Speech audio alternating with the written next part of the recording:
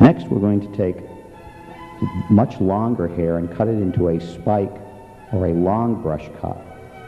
In our first video, we showed how to do a very short brush cut, but this will be done much longer, and we'll actually be using the scissors and comb to do a layering effect.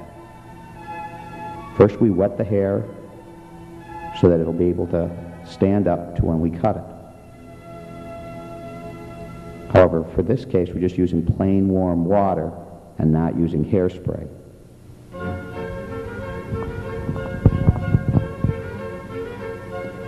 We hold up a tuft of hair right around the center of the head, and we're going to cut a section to a length of about 1.5 inches, holding it between our fingers and cutting straight across.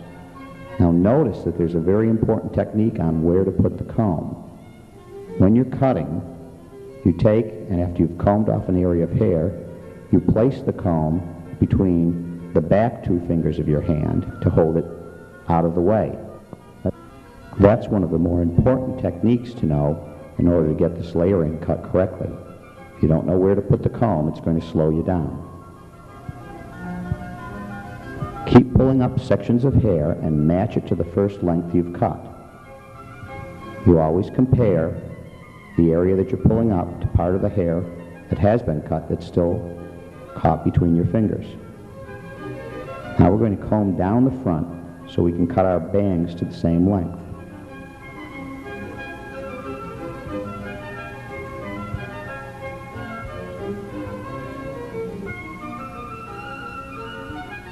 After the bangs have been cut, we comb the hair straight back up again.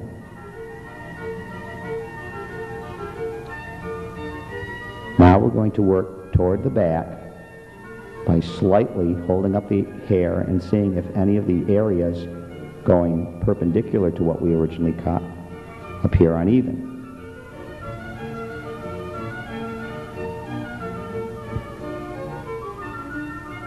Carefully work toward the crown and cut to match toward a piece of the cut hair that's still trapped between your fingers.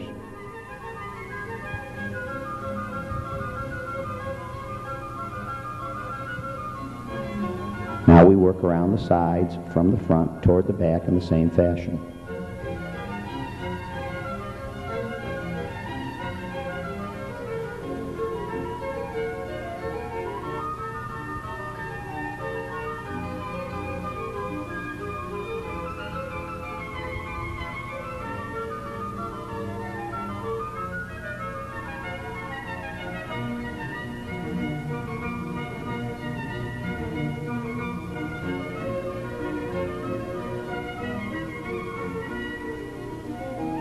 Now we're going to use our clipper with a number 1 attachment to slightly shorten up the sides. Notice as we come up to where the longer hair is, we rock away and use the comb to blend in.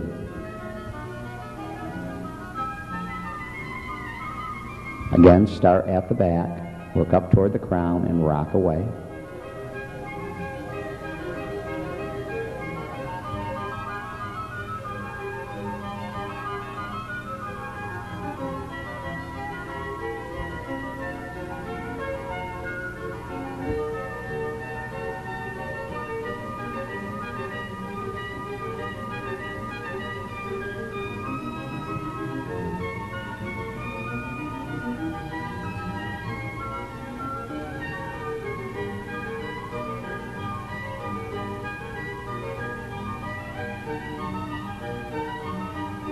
Work toward the sides so that you completely cut down the hair on the side and back of the head to the same length. Now we're going to try and shorten up our top using the clipper blade and the bare comb. Hold up a short section of hair and cut off what sticks off beyond the blade of the comb. Now we're going to shorten down the crown slightly by holding the comb lower at the back of the head but higher at the front.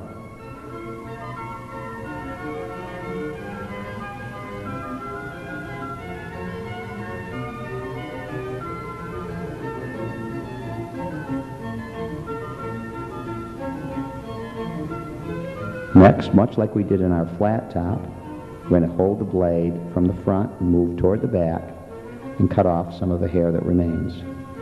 Again, we're not going as short as our flat top in the previous style.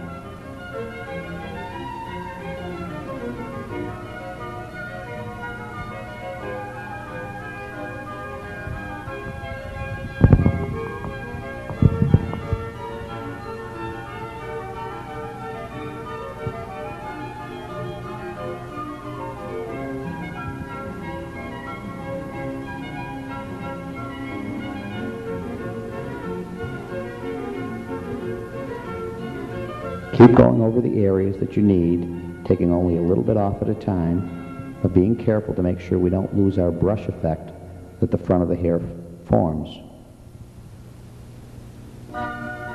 Spray a little water on and brush back to keep our hair standing up. Once again, though, we're not going to be using hairspray here because this is much finer hair we're dealing with.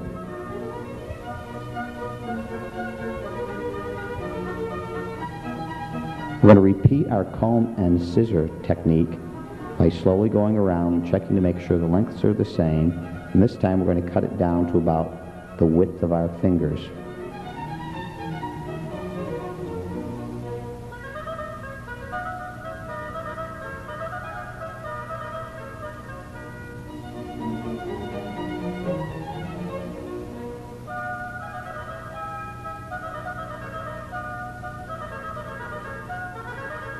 Remember, it's important to take your time and slowly go over any areas that don't look like they're quite in place.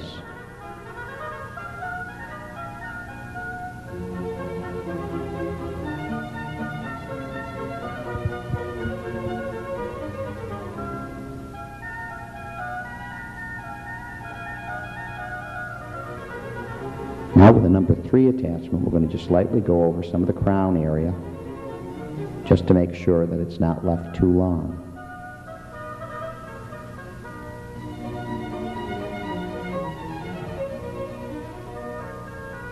Again, using the bare blade, we're going to just taper the back of the bottom to clean up any fuzzy areas that are along the neckline.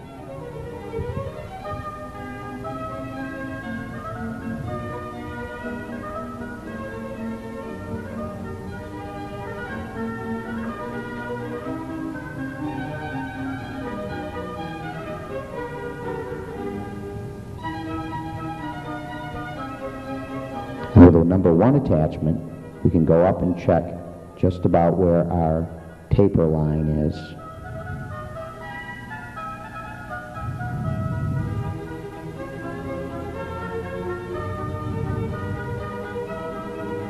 Again, comb through to check to make sure your results are okay, and then using a little bit of hairspray, comb the hair back into the desired style.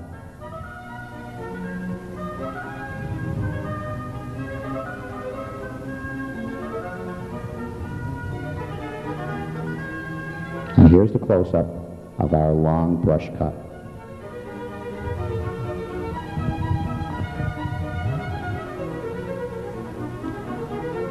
The next style